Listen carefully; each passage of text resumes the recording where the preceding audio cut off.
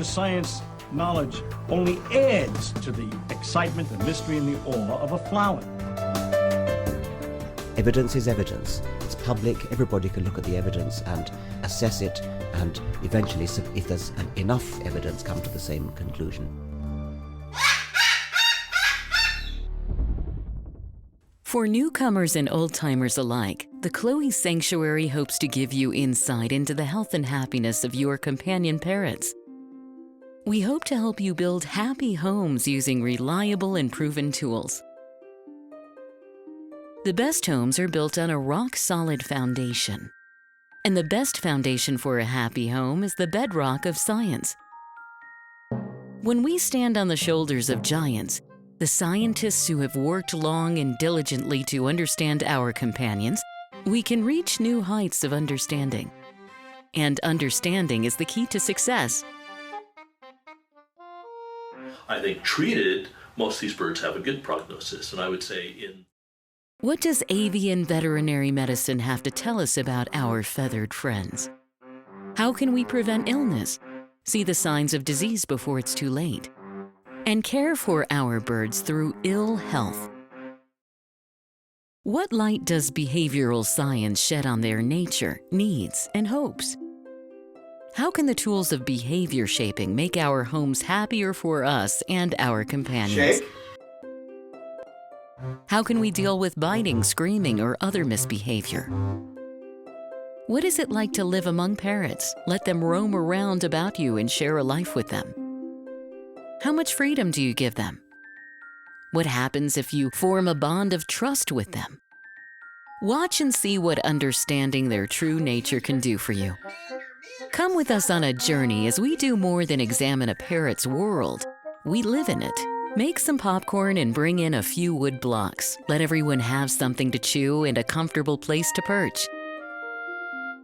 Cockatude is a presentation of the Chloe Sanctuary for Parrots and Cockatoos, a nonprofit charity dedicated to the empowerment of captive parrots and public awareness.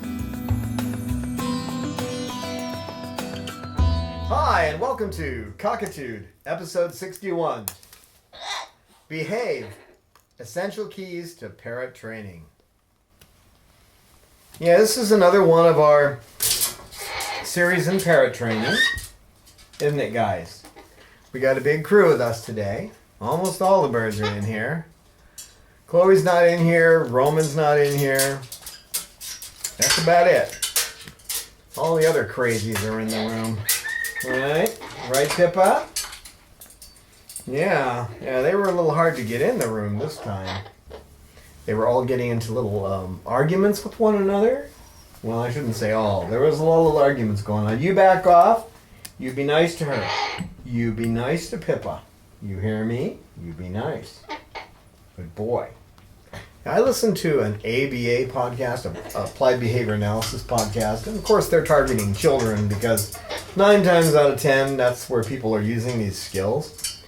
But they had an interesting video. What are you doing on the floor, Peaches? Peaches, come here. Peaches, come back up here. Darn it. Peach. She's been getting on the floor a lot lately. Sit over here for a second. You leave her alone. You get back over there. Come here. Come here. You get up here for a minute. I got to go get the Peach. Excuse me. She gets on the floor, and then she's going to be bumping cameras and microphones. Come here. No, we're not doing that. Okay, Peaches, we're not doing that today. No, we're not doing that. We're doing a recording. That means you can't get on the floor. You've been enjoying yourself on the floor a lot lately, haven't you, baby? Not today. No, because you'll be bumping and doing stuff. I know you. Yes, you'll be like, oh, I got this tripod I can chew on. Yeah, that's cool. Yeah, we're not doing it. Not today. Well, later, but not now. Let's put it that way. So I listened to an ABA podcast, and it's a good one. It's a good podcast. There's a lot of little things I pick up. Some totally new things I pick up. They were talking about an article by Critchfield, which deals with how to talk to people about applied behavior analysis. In other words, how to train, okay? These training techniques from behavior science. And I thought when they were going through them one by one, I thought these are just exactly what you need to know for working with birds, not just talking about the science itself. So I like to go through these kind of one by one and discuss them.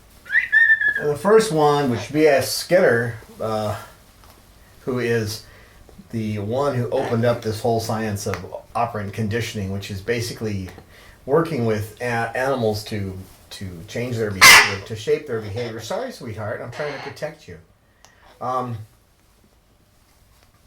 Is that the organism is always right. Are you an organism? Are you right? You are? You sure? All high back there, babies. And what he meant by that is that the behavior is lawful. It follows some basic rules. They're doing things in order to obtain a certain consequence. But if you think of the organism as always being right, that it's doing things according to, no, Peaches, you're not climbing down. Peaches, no. Darn it. Get over here. You are not climbing onto the floor. You're not. We're not doing that. No. Not today, cutie. Not today, cute one. Mm-mm. So a lot of people will say, like, bird's doing something wrong. No, they're doing something according to rules, to behavioral rules. And so they're seeking some kind of a consequence. So if you think that the organism is always right, it puts you in the right frame of mind to work with any animal. But with birds, it's especially important because we are mammals and they're dinosaurs, okay, they're avians. So their behavior patterns are quite different than what we're used to seeing. For example, in the wild, they're more likely to fly away from a situation than they are to get involved in fighting. That's not something they would normally do in the wild. But when you take away their ability to fly, or you put them in a small space like a room like this, you can expect altercations. Right, Bob? Bob says, I don't know. I'm just preening. Bob says, I don't know. I'm just preening down here. Preening Lorelei. He's actually preening the bird that taught him to preen. Because even though he'd been rehomed 8 times before he came to us, he actually didn't know how to preen other birds. This one is insistent on teaching people to preen her. So he learned from her, and now, of course, given the opportunity, he'll preen Lorelei almost any time. That's his teacher. Yeah.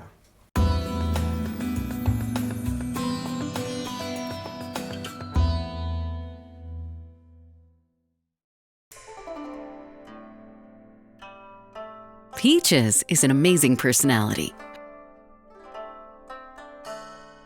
Her daily maintenance requires dedication and mindfulness. She requires 2 forms of medicine, 7-course meals, and effort to entice her to eat. Extensive preening every day, special tools to trim nails, constant attention to her vocalizations, daily walks, and twice yearly checkups due to the possibility of impacted feather follicles and the nature of her spinal injuries. It seems a common misconception among the general public that parrots are like toys in a toy box. Nothing could be further from the truth. They are complex creatures. Recently, scientific studies have shown them to be at least as intelligent as chimpanzees. Every captive parrot needs special humans who will dedicate themselves to understanding them, those who know their species as it lives in the wild, special people that understand their social, mental, and physical needs. They need to be understood for what they are, and not as merely human companions, as circus performers to bring smiles. Peaches needs all this and more. She is our special girl. Will you help us care for Peaches? Please make a donation today at our website, chloesanctuary.org. That's spelled CHLOESANCTUARY.org. As a special thank you for your donation, we will joyfully send you a postcard with Peach's happy face.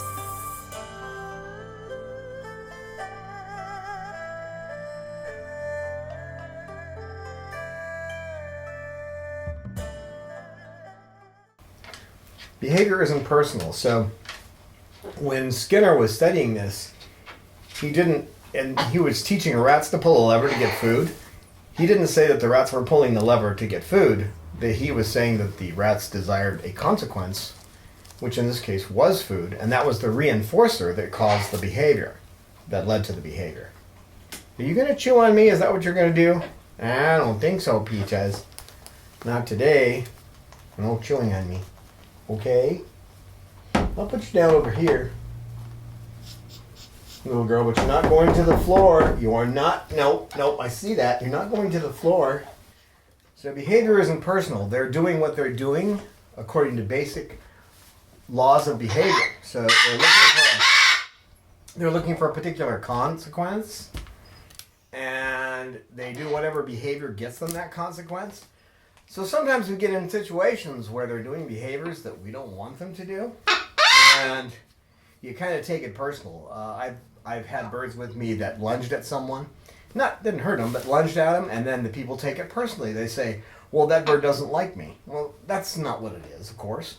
They're doing that behavior to get a certain response. And that may be to keep you away because they're nervous about you. It may be because they don't want you in their environment or you're crossing their territory lines.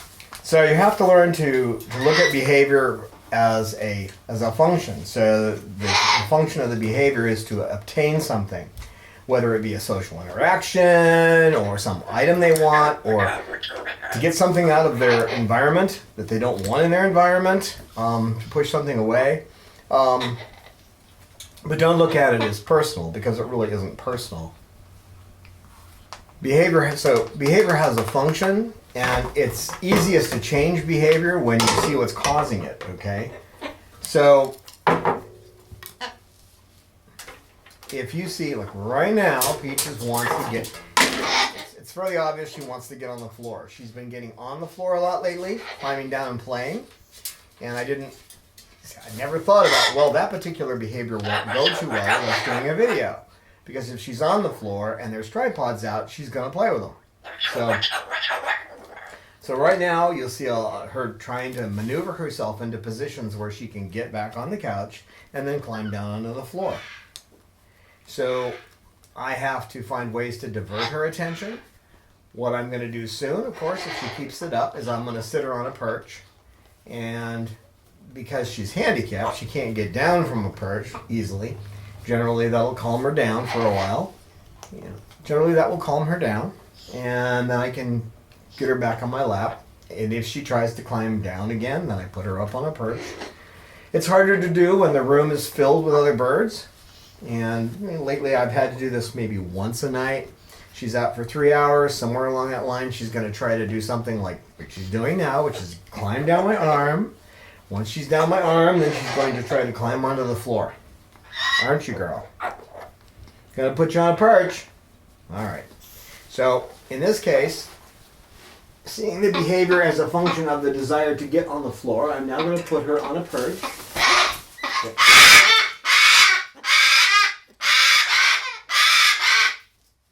Hi, sweetie. It's alright. It's alright. You're not going up there. Cecil, come here. Come here, Cecil. No. No. No. No. Snowball, no. Snowball, no. Snowball, no. No, Snowball.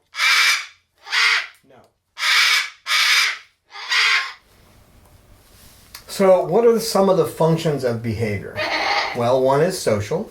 A bird will do a behavior because it wants a social interaction. Like Lorelei came down just a little while ago and got in my lap because she wanted to be preened and petted. So, and speaking of Lorelei and wanting to be petted, yeah. So one thing is social, and people often kind of forget that part, that these birds want social interaction. So, in desiring that interaction, they will do certain things, and sometimes it may not even be things you want, such as screaming. Screaming is just repetitive vocalization, so you get a bird that squawks every 2 seconds for hours on end. And usually that kind of squawking is due to a lack of social interaction over a period of time. Get away from her. Come here. If you go over there, then Bob wants to get in your face, and we don't want that. Oh, that feels good. Could you do some more of that? So they could be seeking attention. You know, the screaming can be that they just haven't had any attention so long, even though they've put out the signals that they want it, that they just start repeating the squawking over and over again, which is what we call screaming. In other cases, it would be like this one. She's seeking social attention, but she's kind of also seeking protection. So another thing that can drive behavior is aversion. So she doesn't want these other birds close to her, so this drives her to sit on my shoulder and have me protect her. If I have to get up because there's a problem in the room, this one is most likely to grab on and call her the hitchhiker, because she's most likely just to grab a hold of me and want to hang on while I'm doing whatever I'm doing. And again, that's aversion to the other birds. That drives behavior. Another thing that drives behavior is when they want something, okay? Seeking some material object. So that happens a lot with Bob. If Cecil has a toy, Bob will almost always try to take it from him. So a lot of Bob's behavior around Cecil is driven by the desire to take whatever object Cecil has away from him. A good example too is with Snowball. If you've got a Frisbee, then in most cases that Frisbee will drive Snowball's behavior. He'll want to play with the Frisbee, won't you, boy? Mm-hmm. So that's object driven. Seeking some object in the world. Another thing that drives behavior is seeking sensory stimulation. You've seen people stand in line for an hour to get on some roller coaster. Okay, they're getting on some ride in a theme park. What are they seeking? They're seeking that intense stimulation. So we get that here too. She's been seeking to have her head preened, so she goes to Bob. And Bob's looking for some kind of social interaction, so it works out well. He's looking for something social. She's seeking stimulation, and you see those two behaviors functioning. And as long as they get the consequences they're looking for, those behaviors can continue. Right, guys? And what are you seeking right now? She goes, I just don't know. This is kind of a crazy room. It's kind of a crazy room right now. Yeah, it is.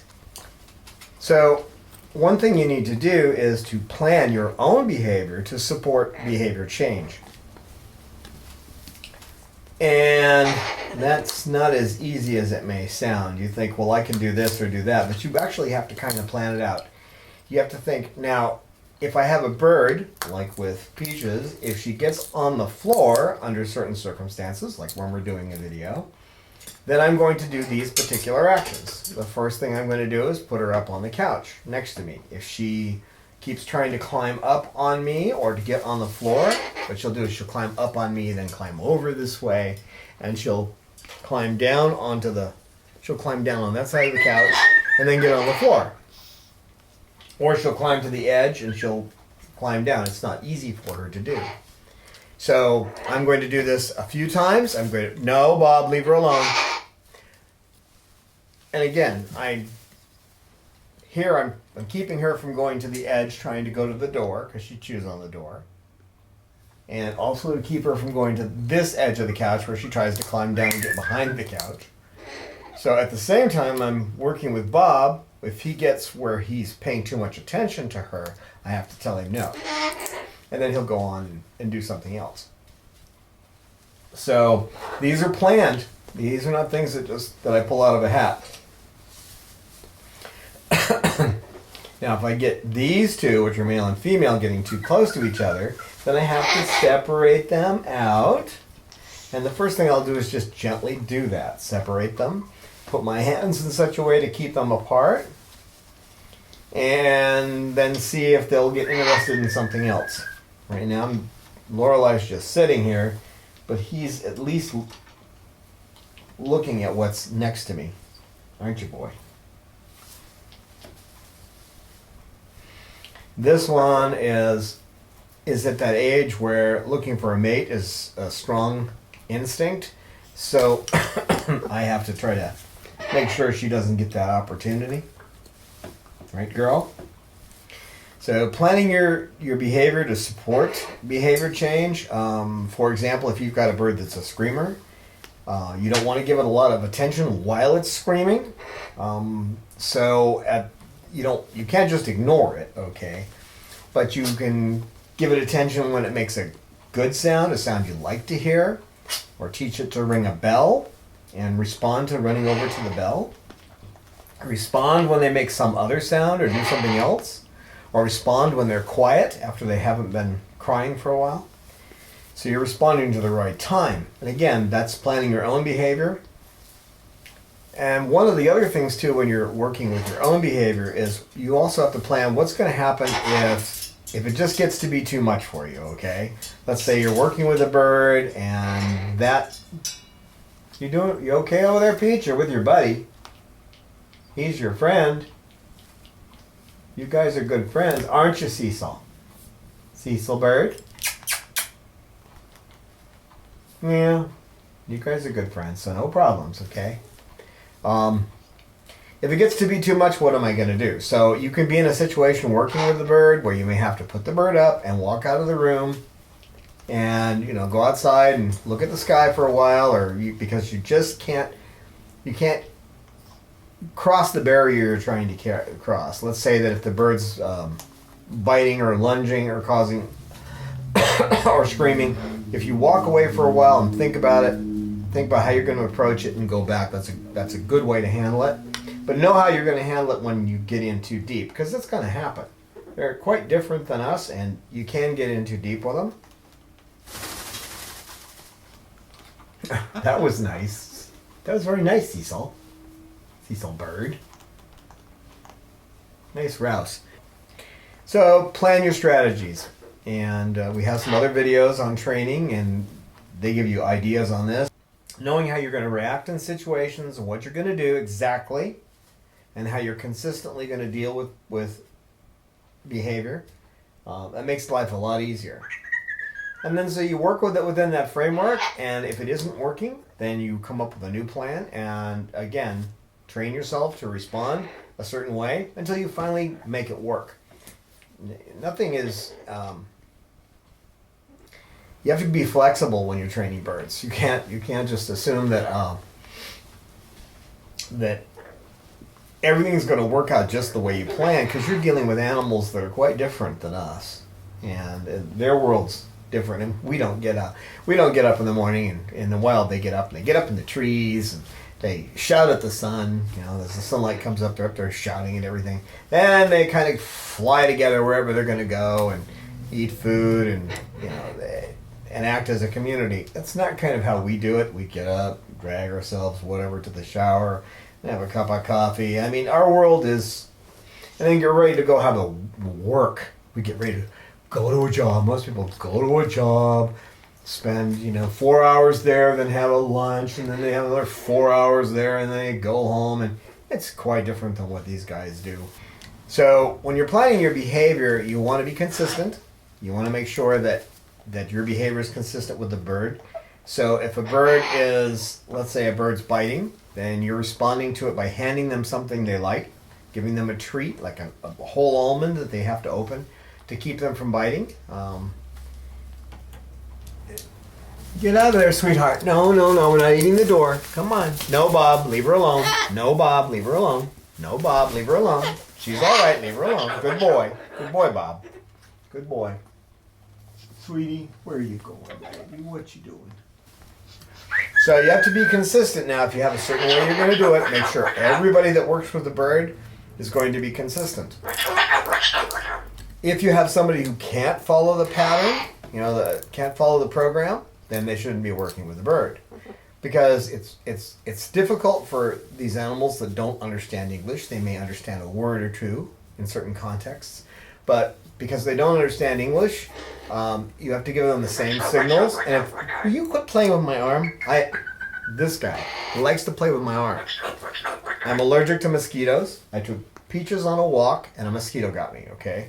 So his arm's been swollen for 3 days, and if he starts playing with the hairs on it, it's going to start itching really bad. So I'm trying to get him to stop that behavior. But it's a behavior that he started a long time ago, and it's just difficult. He does it when I'm not paying attention to him. No, you're not going to the door. You're not going over there.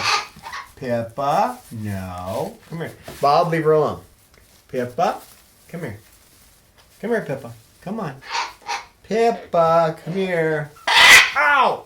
Right in my ear. Ow! Darn it. Ow. That hurts. When they shout right in your ear, that's... You didn't need to shout in my ear, sweetheart. Come here, Pippa. Come on. Right here on the chest. Right where I can pet you. There you go. There you go. Oh, boy. You just about deafened me for the day there, kid. Right in my... I mean, she had her beak in my ear when she screamed. Yeah.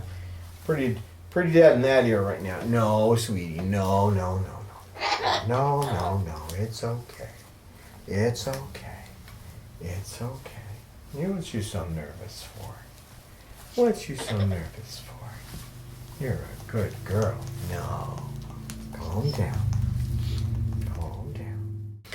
And the simpler the solutions you can come up with, the better. So simplicity is an important factor. So if say you're dealing with a bird that's biting or lunging and you're handing them an almond, then be simple.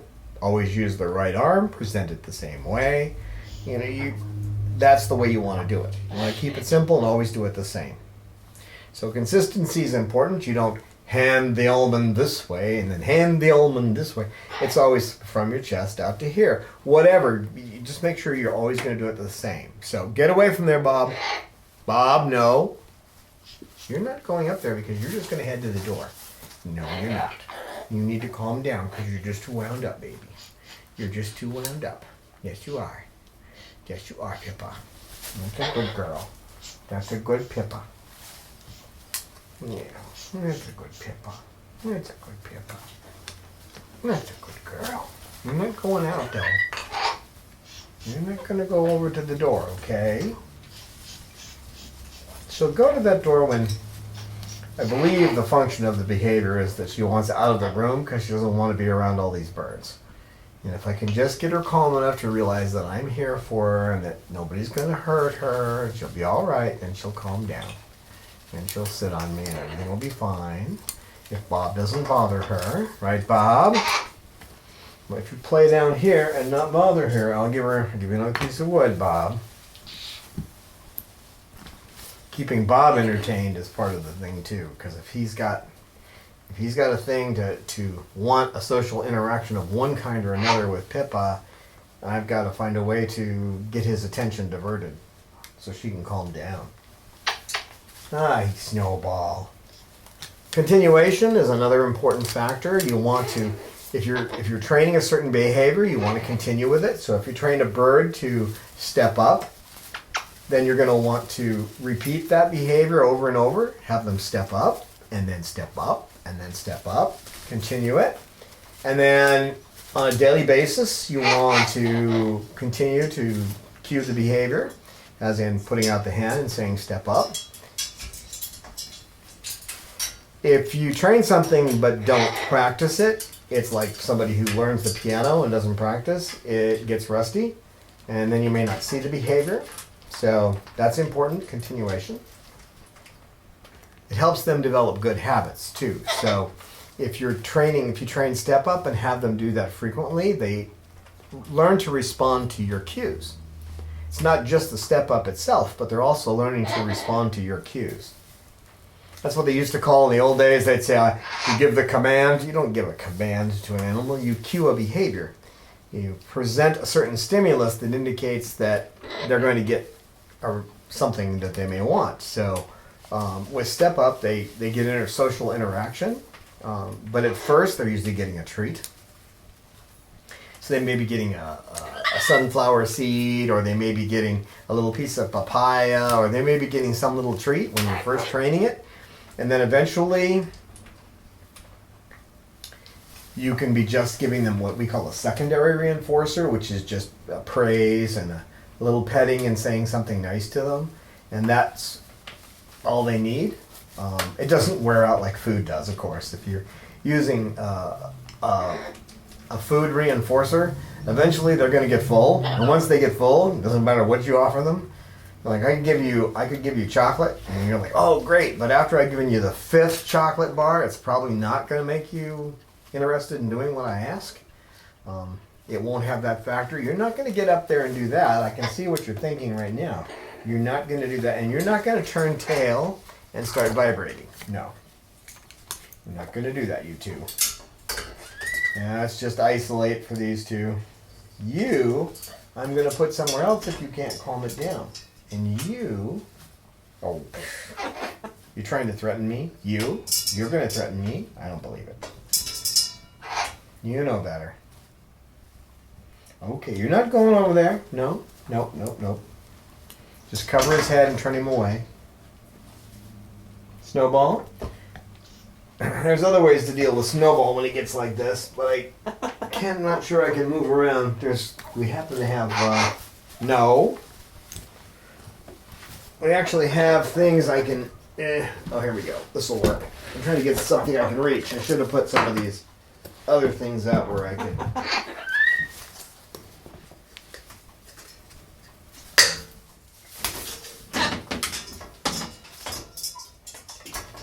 Well, that actually did 2 things. Salamander was getting on the floor, and what he'll do is he'll work his way over to eat the curtains. So I tossed that for Snowball to play with to get him out of this social situation where he's trying to mate with Lorelei. And I tossed it on the floor. He ran for it, and Salamander has an aversion to Snowball being too close to him. So that got him back up on a perch. So I actually got a couple of things at once. Now, if I could just do something with you. He goes, what? What you want to do with the Babaloo? What you want to do with the Babaloo? The Babaloo. No, not to the door. We're not doing that. And in these situations, I'm using all of these tools and others all the time because I have different birds doing different things. Right now I have Lucy back here hiding, who just deafened me. You never put your beak in my ear and screamed before. That was painful. That was painful, little girl. You were scared though. I know why you did it, baby.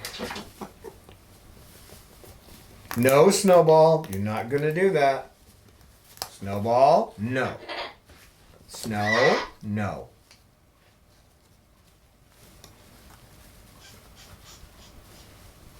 Lorelei, come on, let's stop.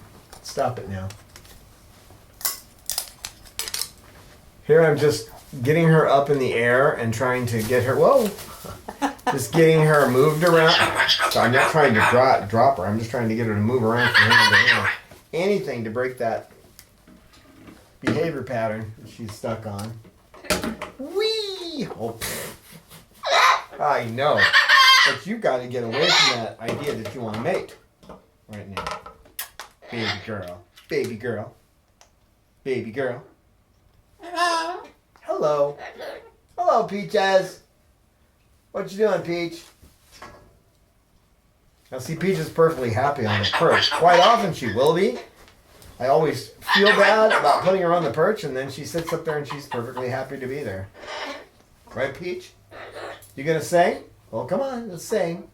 You could sing for me. She's still got that devil in her eye, though, boy. She wants to get on the floor. You leave her alone. Bob, leave her alone. Come here. Come here, Bob. Bob, come on over here. Leave her alone.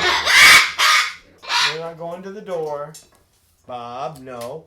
You're not going to the door. Hey, that's a good girl. Leave her alone, Bob. That's a good girl. No, no.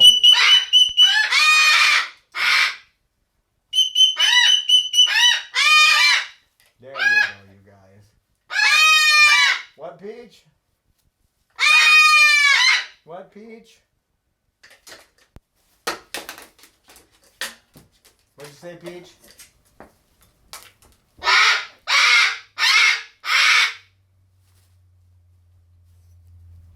That's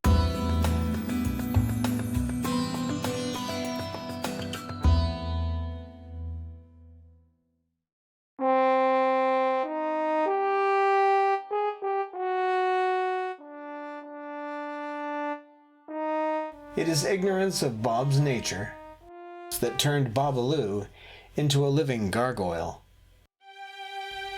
Bob's would-be parents made a hasty choice and found themselves in living hell, torn between guilt and frustration. I have seen the joy in Babaloo's eyes now that he has a new life with me as his companion. To see Babaloo love and trust again is worth the effort of a lifetime. But, once again, Bob is heading toward the pain of separation. My heart nearly broke the day I discovered that he was heading toward a cloacal prolapse, that his life will be cut short. To find love and acceptance and then have it stolen away from you by failing health is too much to bear. We can slow the progress of his failing health, but we can't stop it.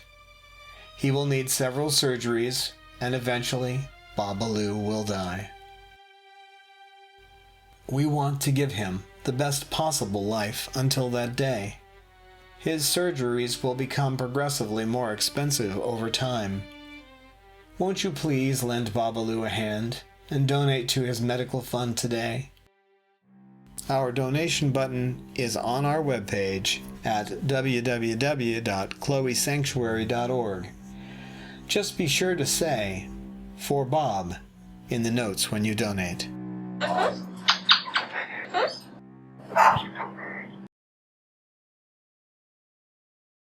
Now it's important too to pick your battles. And all right, Cocoa Bird, you need to keep in mind that sometimes you think it's a small battle, but if you've got a bird that's picking the hairs on your arm, that may not be a small battle. Snowball used to just kind of do that, pull the hairs on your arm, and someone taught him to actually start chewing on the skin. So you can go from a small, minor irritation behavior to a large one. So, but you want to pick your battles for sure. You want to start with the ones that are most important. So if you've got a bird that's lunging and biting, that's where you want to go first. And you have to plan your way there, though.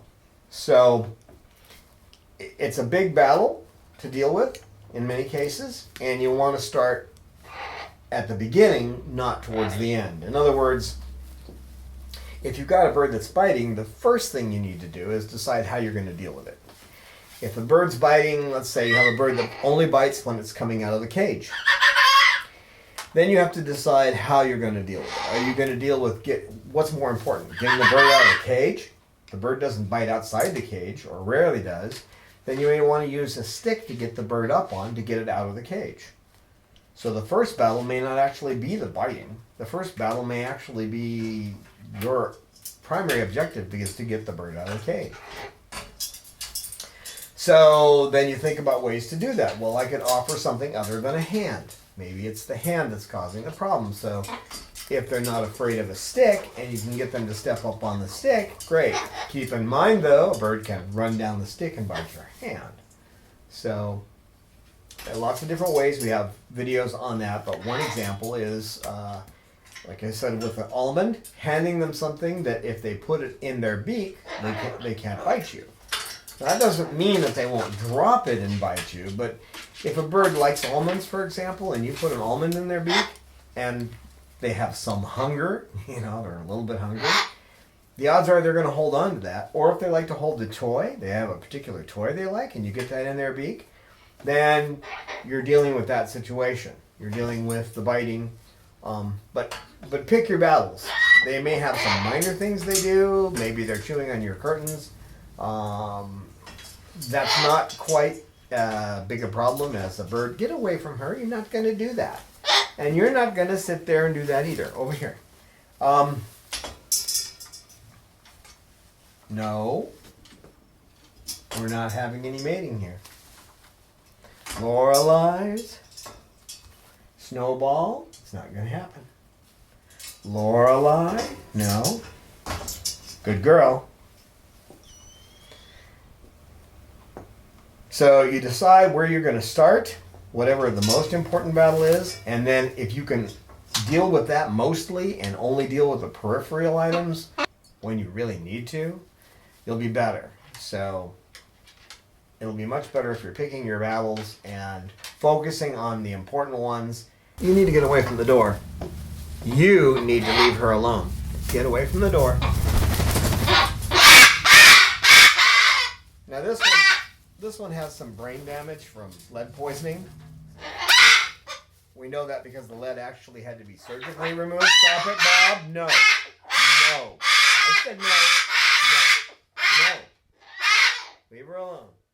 So she will often do repetitive things like this with no apparent reason, but Lorelai. But in this case, I believe the reasoning is that she wants out of the room because Bob. Hey, you. Lorelai. Lorelai. Hi, baby. Hi, baby girl. Baby girl. Baby girl. Lorelai. Hi, sweetheart.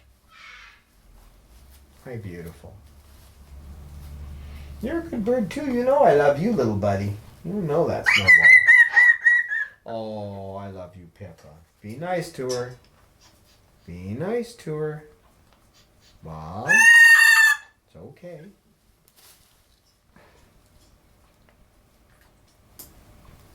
Pippa, he's not going to hurt you. He wants to preen you. He just wants to preen you. He does not want to hurt you right now. He does not. He gets frustrated because you don't respond to him, but he doesn't want to hurt you. He doesn't see. He's preening you. He's just preening. He's just preening. Now, in this situation, I'm putting myself at risk because if Bob is trying to preen her and she mistakes that as being, hey, hey, hey, hey, hey, it's all right, and she mistakes me as being part of the problem, then she might bite me. She has never done that, but I have to take that chance. And I do want her to get along with Bob. Obviously, I don't want them to mate, but I want her to get along with him. And so this is, and since he wants to socialize and he gets just frustrated, that's pretty obvious he's frustrated. I try to encourage preening between the two. Very nice, Coco. Very nice.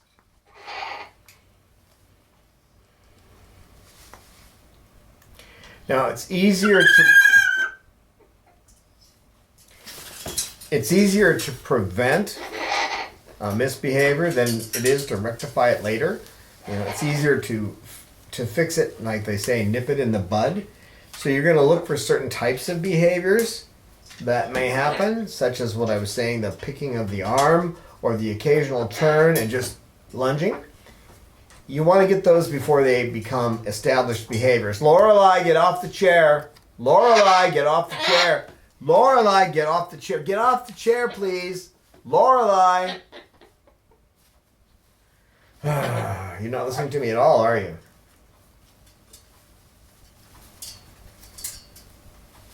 She's focusing on the screensaver.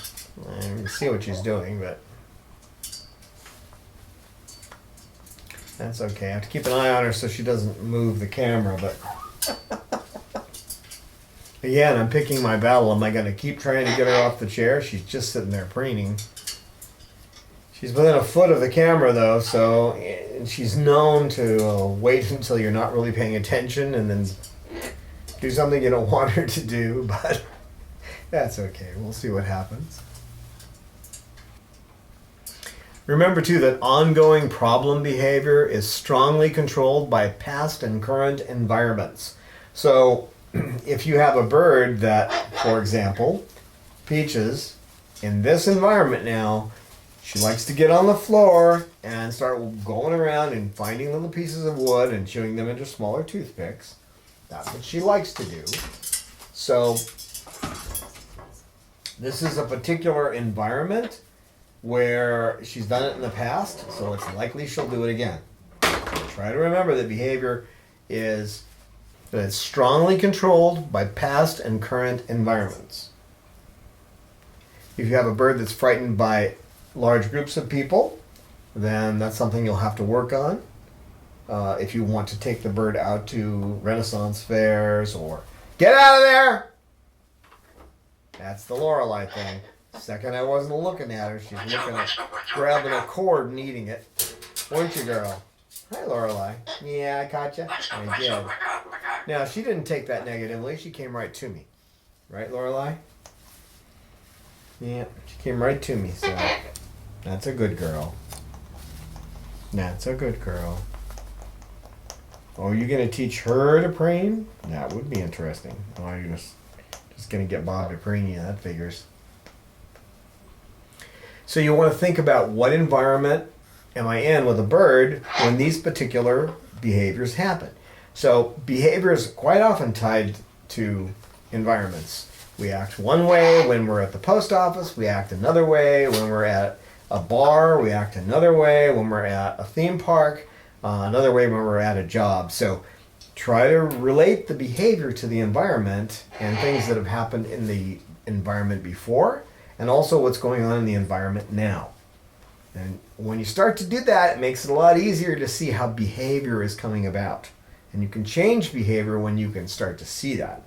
It helps you to figure out ways to change behavior. Be evidence-based, okay? That means use tools that have been scientifically discovered. The tools of behavior conditioning, operant conditioning. Also look at their behavior. Actually look at what they're doing, okay? So being evidence-based is look and see exactly what they're doing.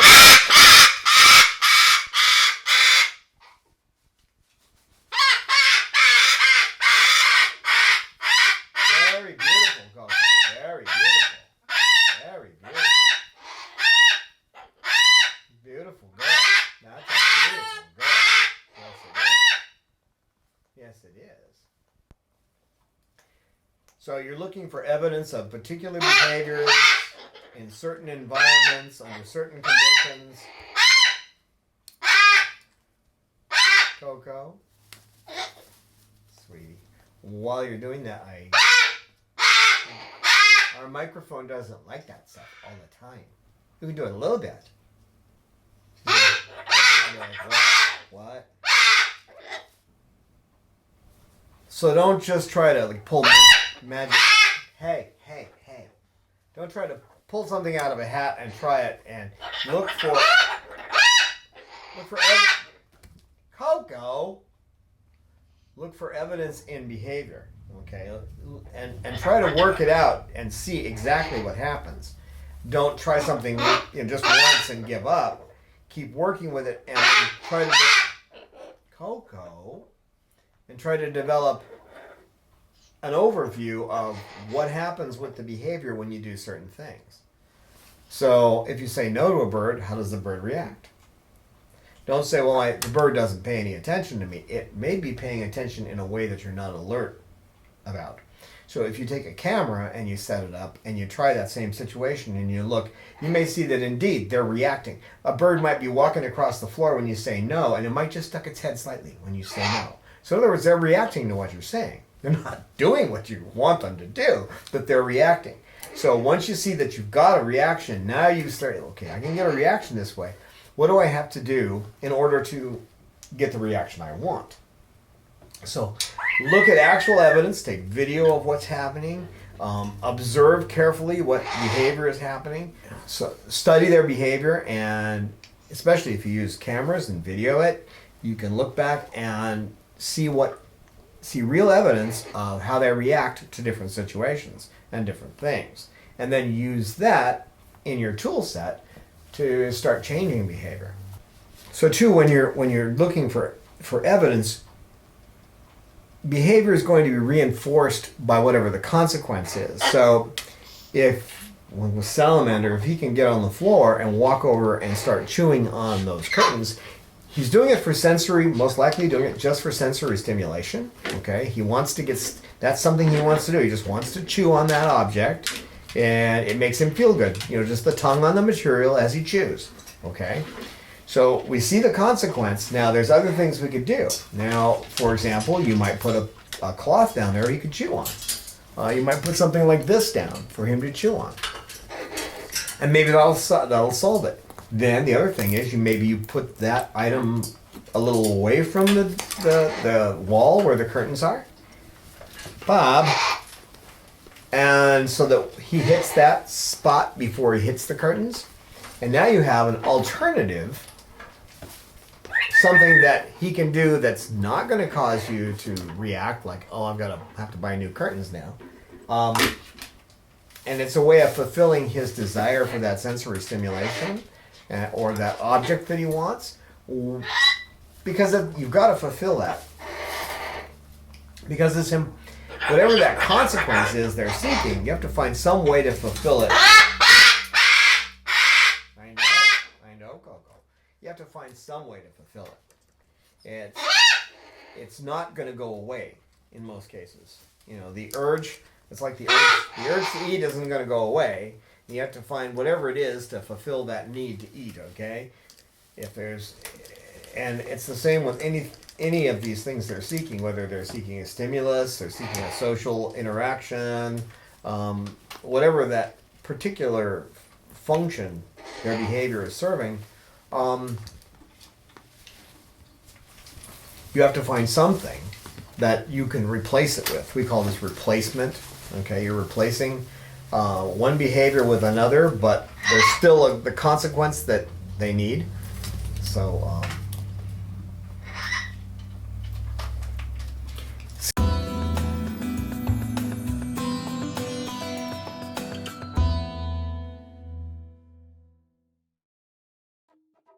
We hope you will consider supporting us on Patreon today. We produce up to 2 videos a month. As a patron, you pledge to give us a donation, whatever you feel is right and meets your budget. Patreon gives us your gift monthly.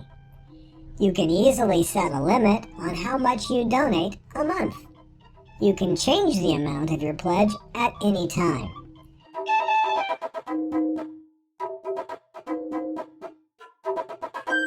Your gift will allow us to continue bringing you entertaining and informative videos.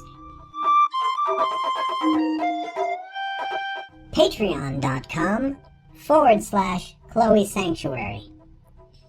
We look forward to your participation in Cockatude.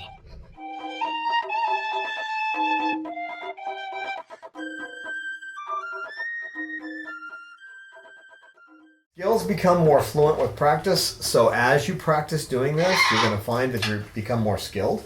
It takes time, but you will become more skilled over time, right? What do you think? What do you think, Pippa? Oh yeah, that what you think? That what you think, Pippa? Bob, leave her alone. She's talking to me. Hey, Pippa. Pippa girl. Pippa girl. Bob. Pippa girl. Now you're going to upset Lucy if you go up there. Lucy doesn't like birds that close. If you get too close, you're going to upset Lucy. You all right? No, I don't want to stop you. You can go somewhere if you want to go, but just you're going to upset Lucy, okay? So give yourself time. It's going to take time to get fluency and skills, and just work a little at a time. You know, make sure to pick your battles. That's important. And get the tools you can. Put the tools kit together, behavioral toolkit you need to start making changes. I know what you're trying to do, and I'm not going to let you do it, okay? You're not going to get the female. It's not going to snowball. No. No. This is something I can give him some kind of replacement on it, like playing with a frisbee or something along that line. But I can't replace his urge to mate. So it makes it difficult. I just have to separate them. She's getting too excited. I got to move her over here or somewhere out of the area. You need to stop looking at her. You need to stop looking at her. There you go. No. Snowball, no. Good boy. Snowball.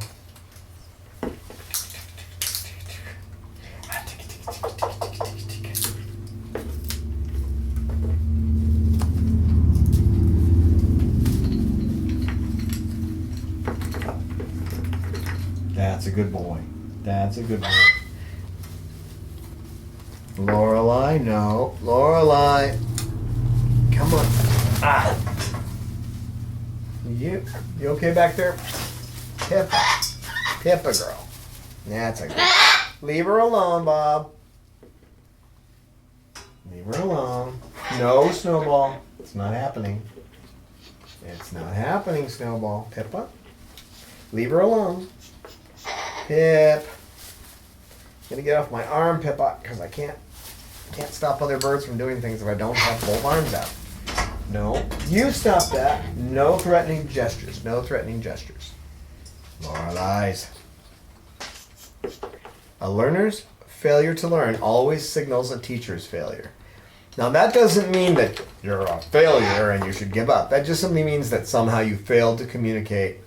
That just means that you failed to see into the situation clearly enough and act in such a way either to create the right environment or to find a way to fulfill a unneeded consequence. So it's the teacher that made the mistake, and that goes back to that original point. No, Snowball, back off. No. The original point that I made, which is that an organism is always right, okay?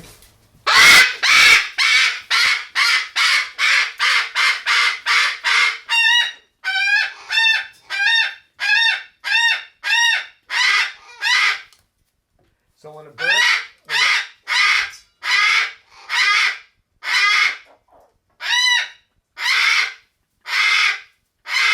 Hi, Coco. So when a bird doesn't learn... Coco. Coco. Coco. So when a bird doesn't learn what you're trying to teach them...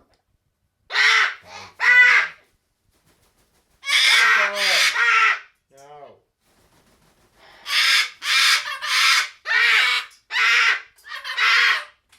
So when a bird doesn't learn what you're trying to teach them because you haven't seen the situation properly or you haven't used the right tools, and you just have to keep working at it until you finally get it right. Right? Right, Coco? Come on, Coco. You're the vociferous one. You can say goodbye. Coco, say goodbye. See you next time. We welcome your feedback on our videos. We look forward to your insights, tips, questions, stories, and pictures. You can email us at cockatude@chloesanctuary.org, reach us on Twitter @ChloeSanctuary, and join with us on our Facebook Chloe Sanctuary page.